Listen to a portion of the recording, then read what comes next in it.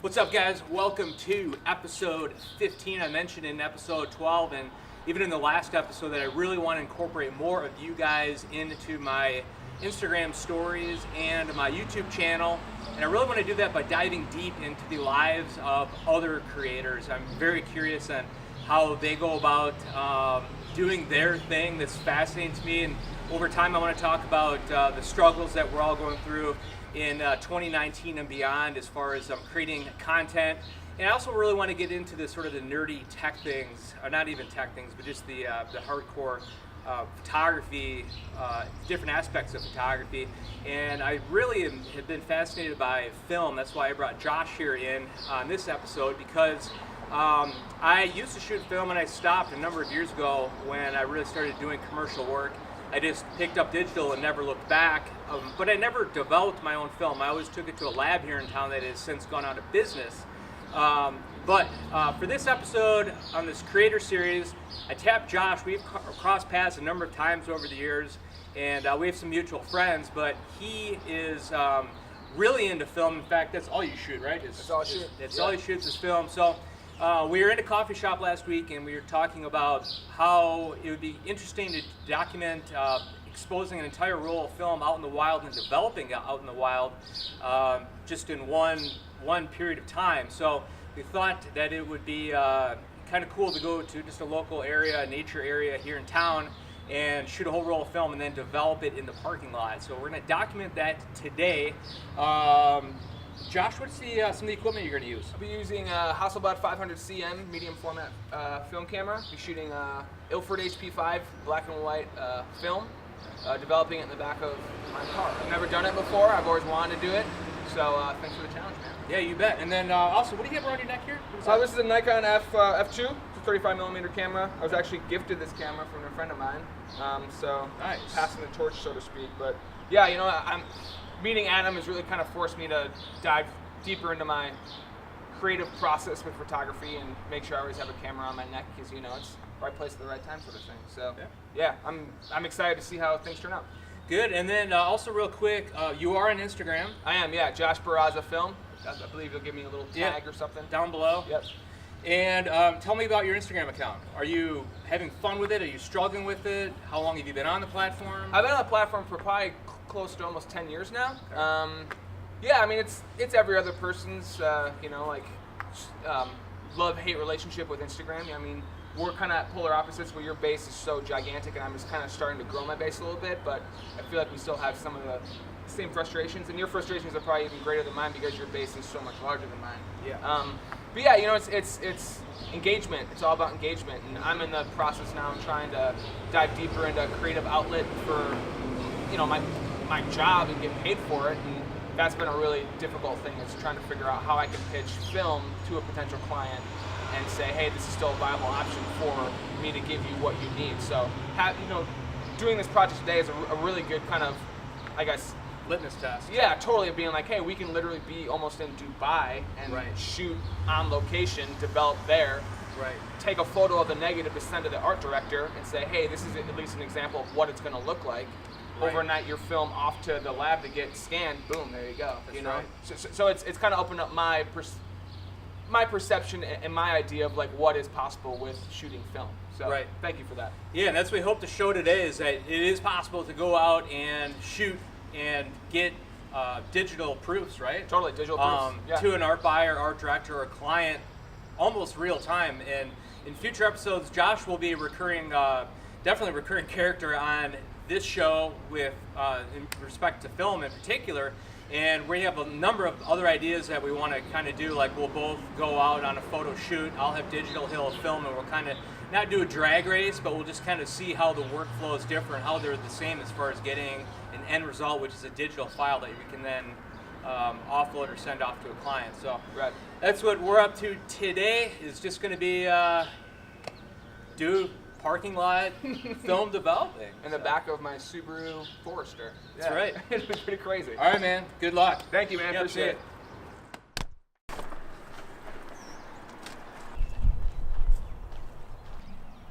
Cool. Yeah, just take me through your field kit. So this is my main shooter, Hasselblad 500 cm, 120 medium format film camera. I typically shoot stock lens on it, which is an 80-2.8. I like that focal range a lot. It's got a waist level viewfinder on it. So if you're not really wanting to shoot from the hip necessarily, I do have a different viewfinder that you can put on top of here. So this is like more of like a traditional like SLR style one. I don't shoot this very often because I like the perspective of the waist level viewfinder. So yeah, that's my medium format. I have a different film back in the event that I want to shoot back-to-back rolls, or I want to shoot color and then black and white, or if I want one where I'm doing like double exposures and one where I'm not. It's my main 35mm shooter that I have, a Nikon F2. Shoot with a 35mm. What is it? A 1.2. But yeah, this thing's nice. It's got a meter inside the prism, so this thing's just kind of like more of like a digital camera, but takes great photos. And then for metering for 35, no, I'm sorry, metering for the 120 from a medium format, I use a spot meter, a Minolta spot meter F. So this basically gives me all the readings that I need. Yeah, I can go through ISO, which is my film speed, change my shutter speed, and it'll give me different f-stops. So, but on a day like today, you can use an app or even just kind of, guess as to like what your shutter speed should be. But I mean, that's it, man. That's like literally it. Lean and mean. Love Lean it. and mean, yep. Different film backs, so you can essentially have like a roll of black and white and a roll of color in two different film backs. Where like other cameras, like you can't. Once you load film, you have to shoot all that film. Right. So with this, it's like nice because you can just pop a different back out.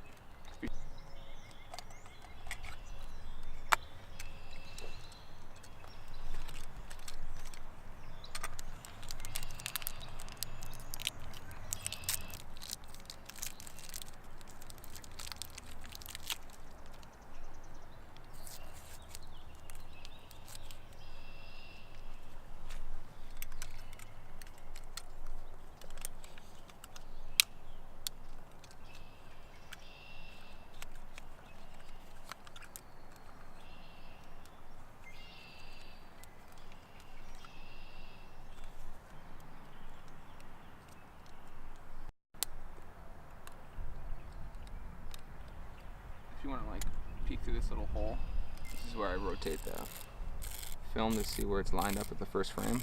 You'll start seeing numbers and stuff inside that little window.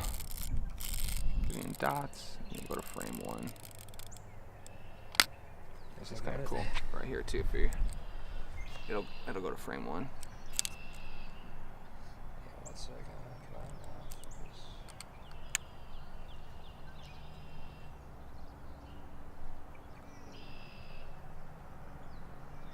Cool.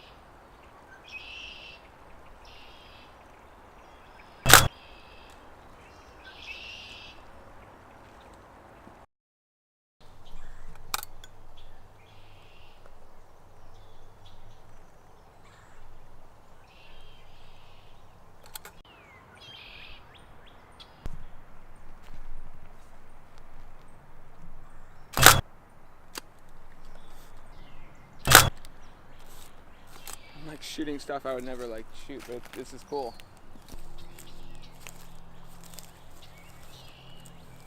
2 shots left.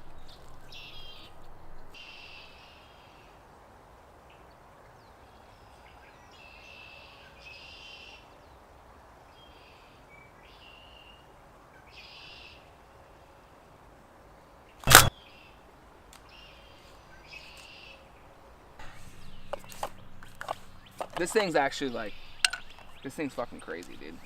I have this this prism. So it does like, it's funky as shit. I should actually take your portrait with it. But it'll, doesn't really screw into this thing very well. Fucking crazy. This thing's actually like, this thing's fucking crazy, dude. I have this prism. So it does like, it's funky as shit. I should actually take your portrait with it.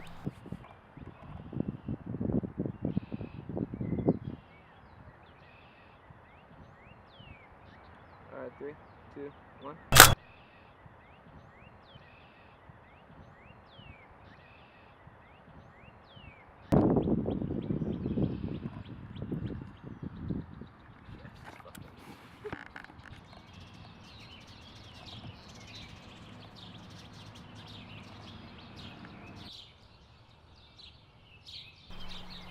Let me see if I can find an example of. Yeah, so like this one was shot with it. Whoa.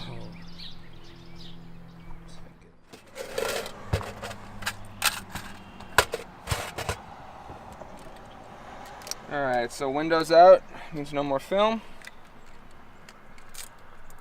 I'll wind it to make sure it's fully in its dark room state.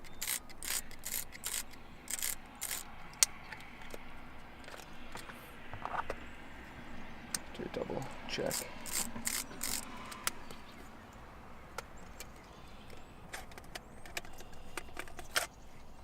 There it is. It's nice because they have a, so it's exposed. So the film is essentially just wrapped inside this wrapper. Okay. Keeps it nice and light tight.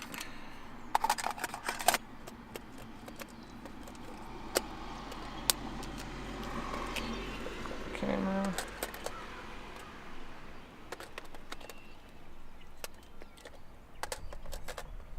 If I can get it on the camera. Cool. Back in the gear bag it goes.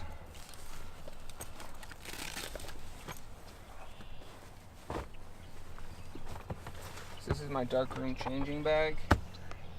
And what you're doing right now is your development tank, exposed roll.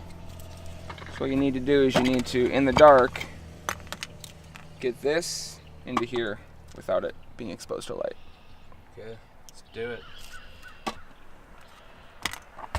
That's the goal. That's the goal, man. I don't think I need both reels in here. One. These reels are nice because you can do 120 film, also 35. Oops. 35.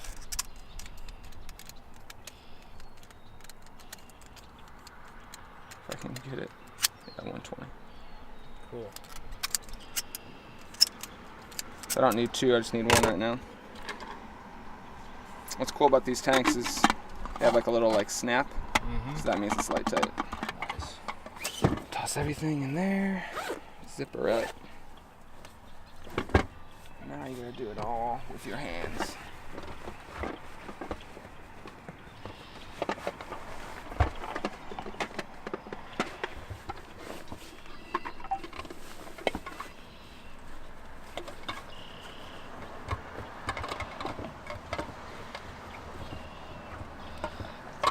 Right now in my right hand I have the roll of film. My left hand I have the film reel.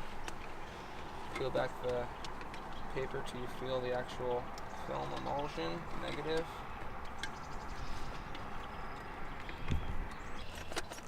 And right now I'm winding it onto the film reel.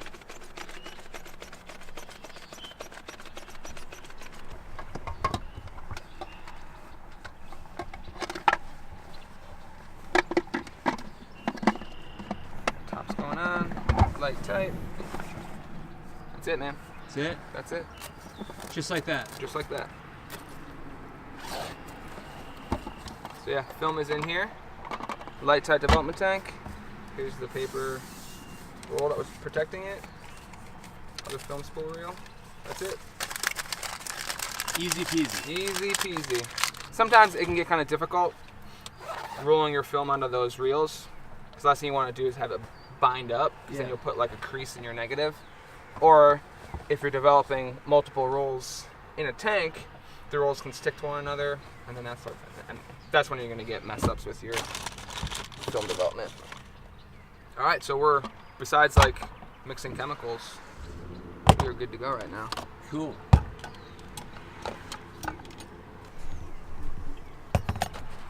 So, distilled water, you know, I use like really shitty tap water in my house. So we'll see how this turns out with actually like nice clear filtered water. So on my phone, I have this little app which is called Massive Dev Chart, which most film shooters out there have heard of it. And this app just gives me a really quick on-field guide of, it's got a bunch of different types of film in here. So basically every single kind of film stock imaginable. So I'm shooting HP5 today, and then all different types of developer. So instead of bringing a big book out with you or having to search the internet, let's say you're not in a place that has internet, you have this nice little guide. So we're gonna do. And what's the name of that app? It's called MassDev. MassDev, okay. If you like Google MassDev, they have a site that literally has even more information. Cool. So for black and white film developing, it's kind of like the holy grail, so to speak. So, shot at 400. So right here, I can pick out which developer I'm using and then which dilution I'm using, or delusion. Delusional. So I'm gonna do the one part developer, 31 parts water, shot at 400, so box speed, and then it'll basically give me a play-by-play of how long I need to develop it for, how long I need to stop bath it for, how long I need to fix it for, and then the rest is kind of history. So Perfect. if you go into here, it'll tell me dilution B is one part developer, 31 part concentrate. So you can either click on here and it'll give you how many milliliters of water you're going to use. We'll use 600. So it'll say 18.8 milliliters of developer, 581.2 milliliters of water. Or you can do some simple math and do 32 divided by however many milliliters of water you're using, give you the same information. So 18.8 developer. Some little test beakers. You don't need to be precise, but we'll probably just go up to 19. So you'll measure out 19 milliliters of developer.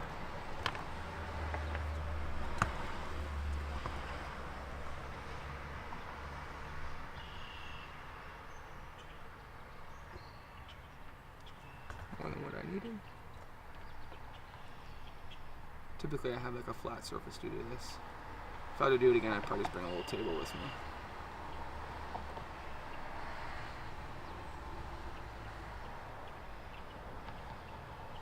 Is that about 19? Cool. And this developer, they call it a one-shot. So you basically can just dump this down the drain after you're done using it. And then what you want to do is you want to make sure your water is around room temperature. Because if the water's warmer or colder, it's going to kind of mess with your development time. Which 68 degrees is normally room temperature. Water's right around there.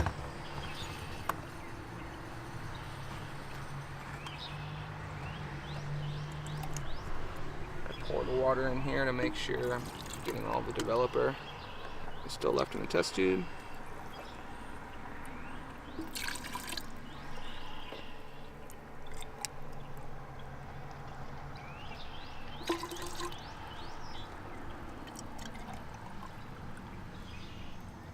Make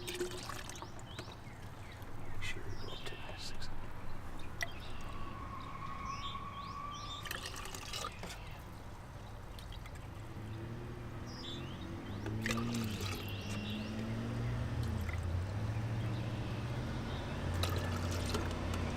Alright. 600. Boom. stir stick.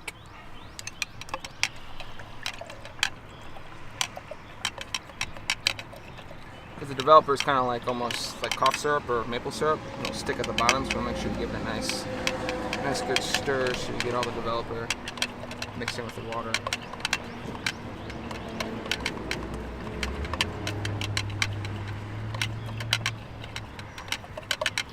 Cool. And actually, we're going to use this big tank as like a dump tank, and I can just pour when I'm, done. Just pour this down the drain.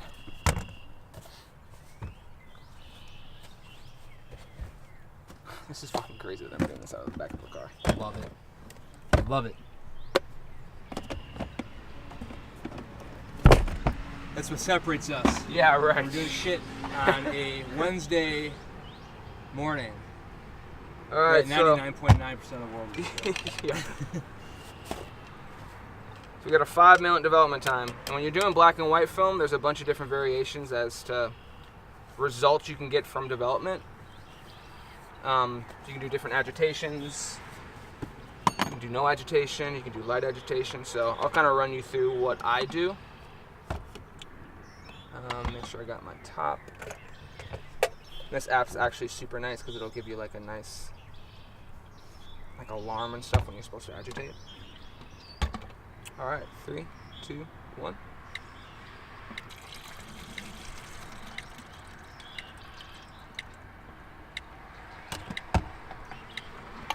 You're supposed to do agitation for the first minute. Now I do super mellow agitation.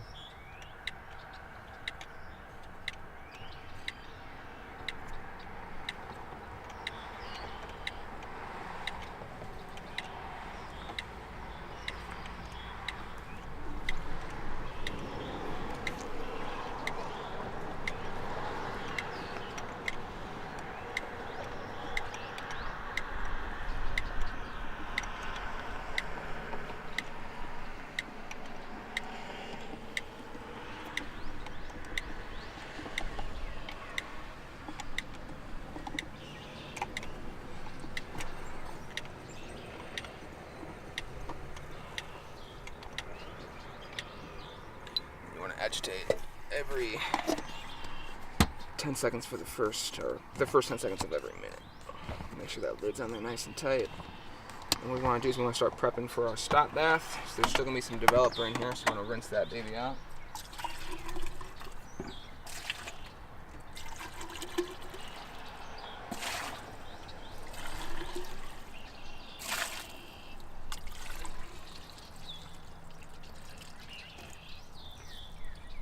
Your stop bath, and that's basically going to stop the development process.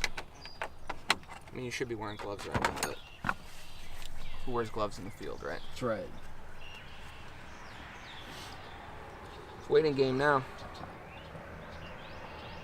See, this timer's nice because it'll got like 3 seconds to it. It'll give you a little like countdown ringer. So I do really mellow inversions. You want to make sure you twist the tank. I do about 3. You want to bang tanks or any air bubbles on the negatives get released.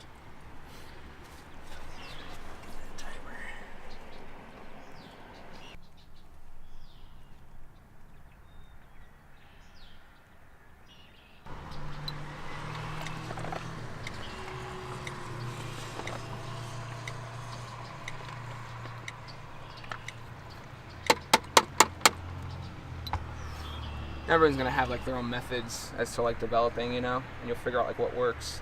I shot Kodak film forever, but I felt like the grain structure when you were pushing it gave you like inconsistent grain.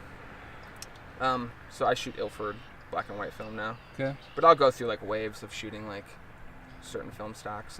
And where do you get your film from? The internet. I wish there was a local camera shop Yeah. that had competitive prices, but I get it. They gotta like inflate their stuff to kind of keep up. But Okay.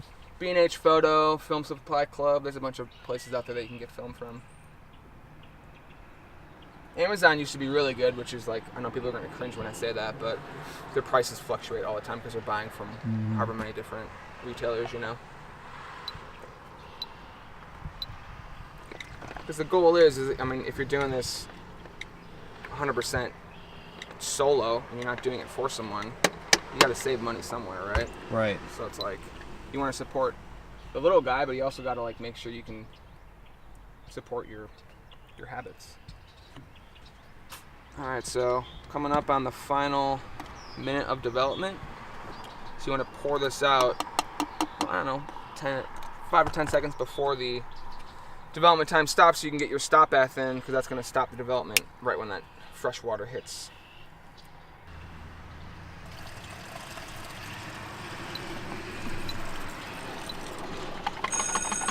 Shake. So technically right now the film's still developing because there's developer on it. So now we'll start the stop bath.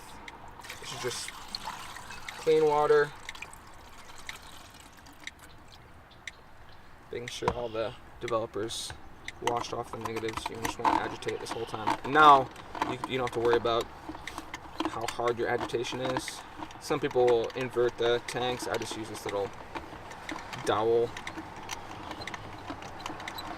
Go back and forth with it.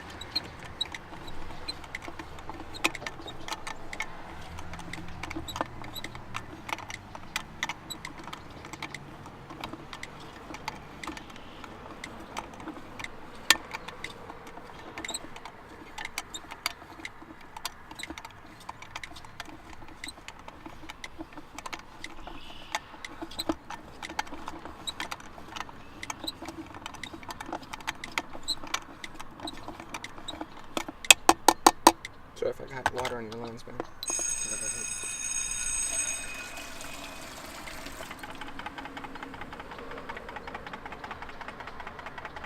Alright, next process is the fixer. This is going to be a little bit of a gnarlier chemical, so some people would want to wear gloves.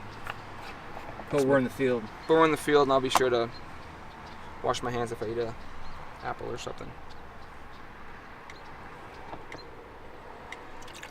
This is just fixing the image onto the negative so it can be seen in daylight.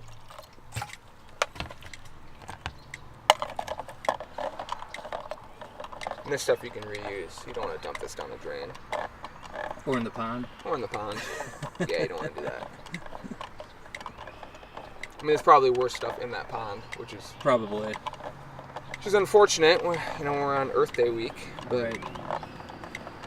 Considering it comes from actually, that's a spring-fed pond. is it? Yeah, it comes from underneath that house across the street, so it probably is relatively clean, but I do know what you're saying.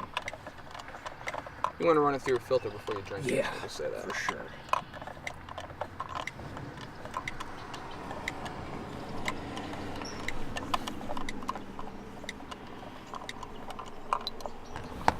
Make sure I always bring a little journal with me so I can write down notes of what worked, what didn't work. And since this is the first time I'm developing out of the back of a car, I'll probably have lots of notes. Yeah, you will. I'll put this on the ground. I mean, like a black and white negative is really the only true black and white photograph, right? Yeah. Because if you have like a digital photograph, it's just a digital Right. representation of what it is, where this is an actual tangible like film negative, which is crazy to think about. Yeah. So like you can't really see the world through black and white unless it's in a black and white photograph, which is crazy. Right. Not to get like film snobby on it or anything, but Love it.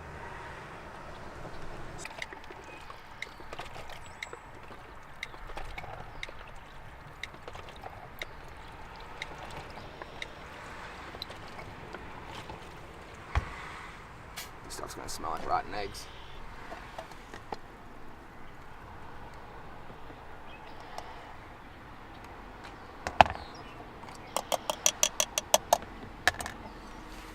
Should have brought a little coverage too.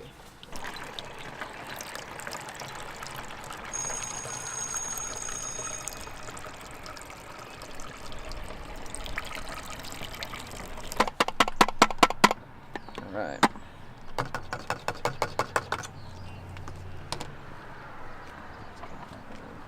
So now we can actually, before we rinse, we can open this up.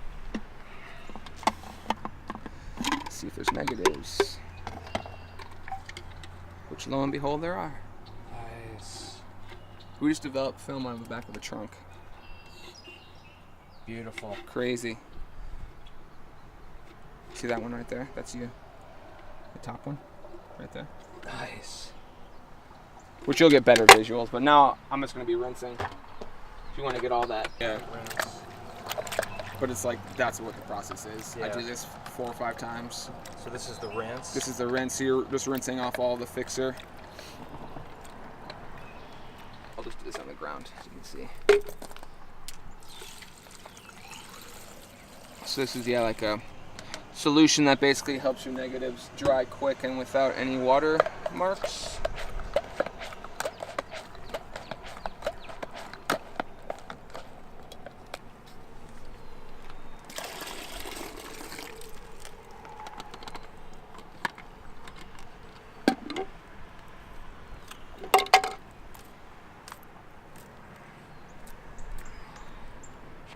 Be sure to get the money shot.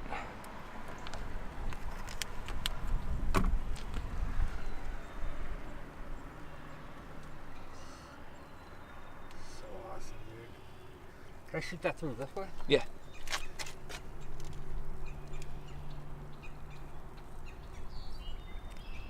Oops, sorry. Sorry. Yeah, that's fucking awesome. There's that crazy prism one, the second one down.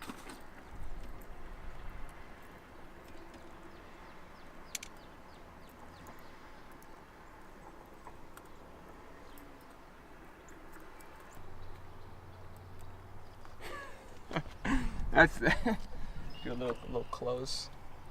It's not. Yeah.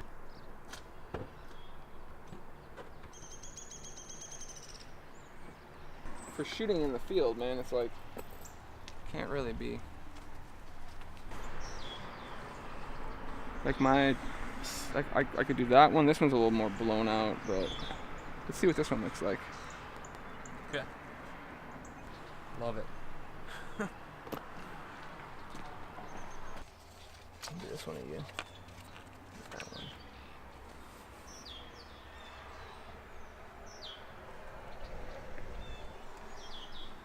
See, I get a nice photo of it.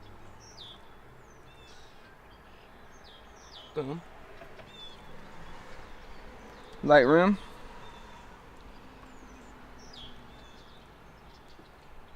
Add it. I will mess with the highlights a little bit to try to get the iPad screen as white as possible. Let's see exposure a little bit. Go into your curve, top to bottom, top to bottom. Now you can mess with the exposure a little bit more. And you have to remember that it's opposite, right? If you go up, it's going to be getting dark. Right.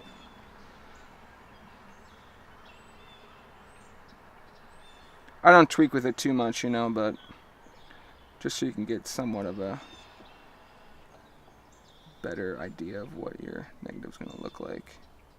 Go on and crop it.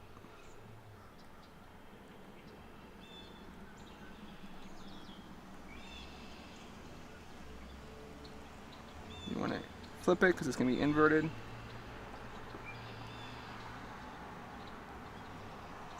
Export it. Done. Amazing. Not It's bad, amazing, dude, guys. you know? It's amazing. From trunk to trunk, full development. Yeah, then what we can do is we can send it to our old buddy Adam.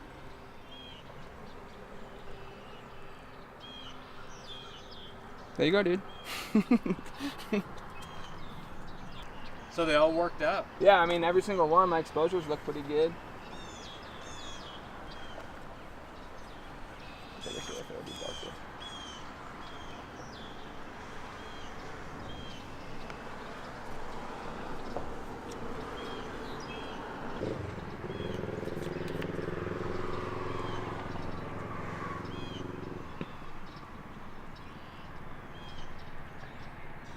That's crazy. Make sure you don't trim any of your frame off. So you could just, pump them right into an archival sheet. Then you could get this in the mail and send it off to a lab. Like if you want high-res scans. You know what I mean? Yeah. So just put them in there, pop them in the mail.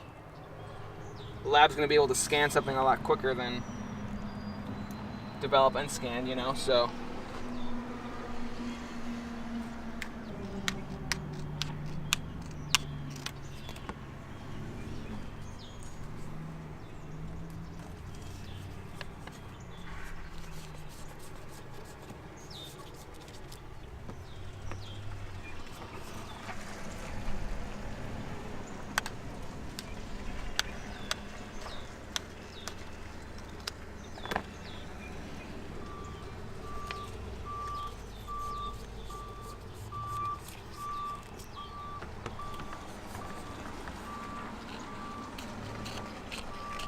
they're kind of dirty, but not bad for out of the back of the car. So yeah, just pop this baby out, find your nearest post office, put that in an overnight mailer, boom, done.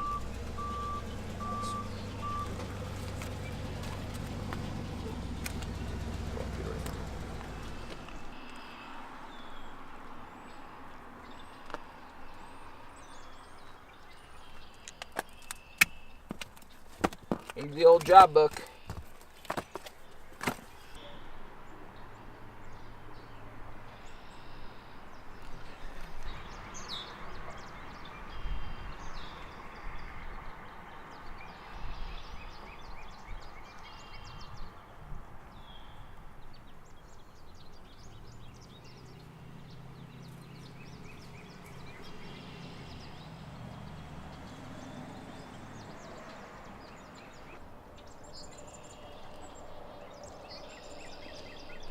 So what are you doing here?